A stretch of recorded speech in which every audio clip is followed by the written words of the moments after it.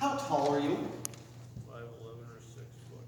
Everyone's going to have pretty much a different answer, right? How tall are you? Now, are you short or tall? That's, How much do you weigh? 193. Are you light? Are you heavy?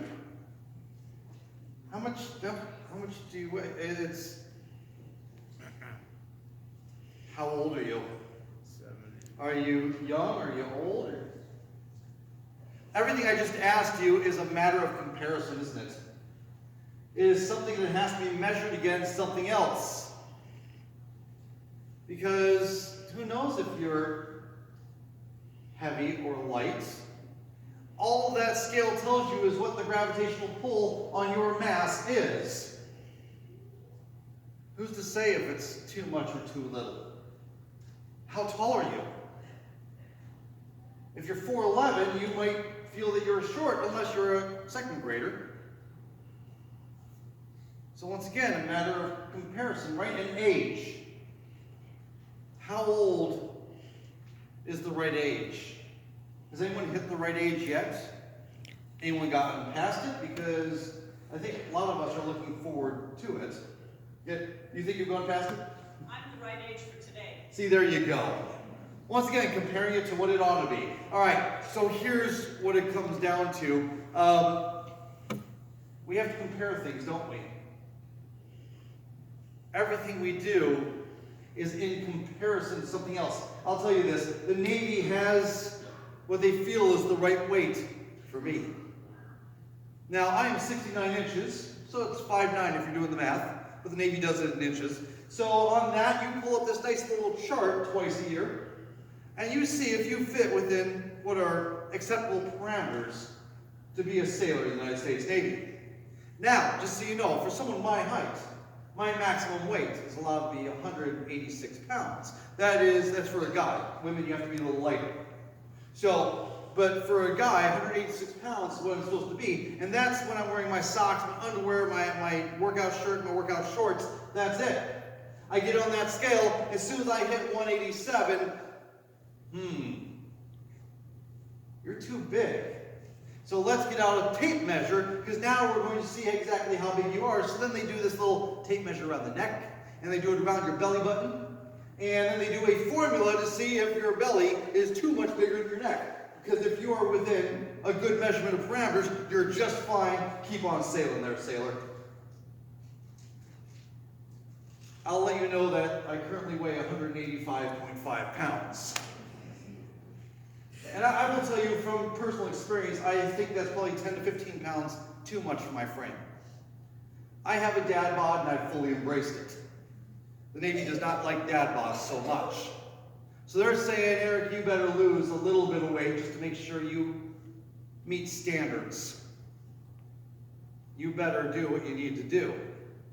So that way you fit within our guidelines, within our measurements. Because you see, a 19-year-old who is 5'9" is probably going to weigh somewhere around 165 pounds. Oh, so you're comparing me to what I used to be. Got it. How tall are you? Just so you know, a fighter cockpit for Air Force, Marines, Navy, the cockpits for those aircraft, for those fighter jets, are made for people who are 5'6" to 5'9". I would fit and be able to fly next to Maverick. We're all good.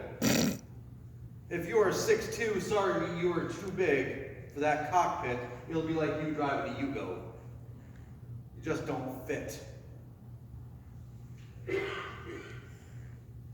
Why is it that we have to compare ourselves to everything else? And our salvation has been compared, hasn't it? We sit there and we compare ourselves to things. Let me lay this out for you, folks. Jesus did not come into this world to be a measuring stick. Think about that, and let's talk about it. Here we have John chapter 3. You all know John chapter 3. You've heard it 1,000 times. It's where the whole term born again comes from, which we have totally taken way out of context. Born again. Well, I went down to the altar and I said, Jesus, help me be born again. And I was born again right then and there. That might be true. When did you become born again? Was it while you were driving, or maybe sitting in the hot tub at 2 a.m.? Maybe it was while you were out camping, or maybe it was while you're in the hospital with a loved one. When did you see things in a new way? Because here's what's really being said here. There was a Pharisee named Nicodemus, a leader of the Jews. Okay, Pharisee. As soon as we hear Pharisee as a church, we all go, boo, Pharisee. No. There are some bad eggs in that group. But for the most part, Pharisees were Jewish men who were trying to be godly, righteous people. You see, the Pharisees were the Rhodes Scholars of the day. There are 6,000 Pharisees at any one time. When one dies, that's when an opening comes in. And a Pharisee was the best of the Jewish men, the ones who were the kindest, the ones who lifted up the actual 613 laws that they bar mitzvahed, that they lived those things with their lives, that they were educated, that they were good men in the community. These were the Rhodes Scholars of the day. These were the Oxford, Cambridge, Yale folks. They were wicked smart, and they were good people. And this council of leaders who are there to help the Jewish people be better at faithful following of God's commands. Didn't always get it right, because every now and then you had your people in there who, well, we like the power, we like the prestige, we like all the accoutrement that comes with this title. So here we have, there's a Pharisee, Nicodemus, a leader of the Jews.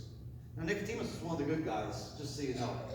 We like Nicodemus. In the same way that we like Joseph of Arimathea, you know his name? He's the one who went to Pilate and says, let me have his body. And he took Jesus down off the cross and laid him in his own tomb with his own money. This Pharisee came to Jesus. He came to Jesus by night and said to him, by night, oh yeah, I had doctor's appointments during the day, had to take the kids to soccer practice. No, he came to Jesus by night because, well, he didn't want to be seen. Because Jesus, he was an outlier. He was, I don't know, a little bit of a rebel. He was anti-establishment, and that really was throwing people for a loop. He came to Jesus by night and said to him, Rabbi, we know that you are a teacher who has come from God, and no one can do these signs that you do apart from the presence of God. Really important stuff right here. The word rabbi. It is a big deal. You don't address just anybody as rabbi. You address those who are educated, and you address those who can teach you something. I don't call other pastors pastor. I usually call them by their first name. Even our bishop, I call him first name because we're all equals. We all get it together. This right here was a rabbi looking at Jesus and saying, Rabbi, you have something to teach me. This was a sign of high respect from this Pharisee. You have something that I can learn. We know, not I know, we. There's a whole lot of us Pharisees who understand that you have come from God. The words you speak are of the kingdom. And we know this because of the signs that you have shown. The miracles, the healings, all these things that you have done, we see it. Now what you need to understand about the Jewish people is they are big into signs. They always have been. God, give me a sign. And lightning strikes over there and goes, all right, that's all I needed. I needed to know that you want me to move forward, that you have given me that nudge. Show me a sign, God. Nicodemus and the other Pharisees saw these signs and knew that Jesus had to be from God, because there's no way he could do it otherwise. So he lays it out. He's not buttering Jesus up. He's just laying some foundation here. We go to verse 4. Sorry, Jesus said to him, verse 3, "Very truly I tell you, no one can see the kingdom of God without being born from above." Now you might see the works that I'm doing, but you can't necessarily see the reason I'm doing it until you see with new eyes. Until you're born from above. Nicodemus said to him, "How can anyone be born after having grown old? Can one enter a second time in a mother's womb and be born?" Okay. So here we go. We have Jesus saying something to Nicodemus, you have to be born again. That's where the term comes from. It's another translation. Born from above, born differently. And Nicodemus goes back to, okay, I know how this birthing process works, and frankly, I am too big to fit in anyone's womb. It just isn't happening, Jesus. What are you talking about? And Jesus says, you're thinking with flesh. Very truly, I tell you, no one can enter the kingdom of God without being born of water and spirit. What is born of flesh is flesh. What is born of spirit is spirit. Stop thinking with what you've already seen. Stop thinking with your old eyes, your old mind. Stop thinking with, well, the way you've always done it. Think differently. Do not be astonished that what I said to you, you must be born from above. The wind blows where it chooses, you hear the sound of it, you don't know where it goes. You don't know where it comes from. So how can anyone? So it is with everyone born of the Spirit. Okay. What Jesus is saying here is very clear. It's time to see with new eyes. Think about a newborn baby. They come into the world and everything, and I literally mean everything, is brand new. Oxygen is brand new. Light is brand new. Feeling the air on their body is brand new. There's so many things that are brand new that their very life existence changes at that moment.